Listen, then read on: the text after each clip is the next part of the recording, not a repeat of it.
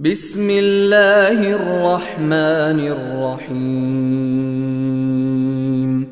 إذا زلزلت الأرض زلزالها وأخرجت الأرض أثقالها وقال الإنسان ما لها يومئذ تحدث أخبارها بأن ربك أوحى لها يومئذ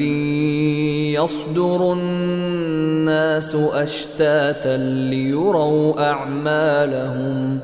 فمن يعمل مثقال ذرة خيرا يره ومن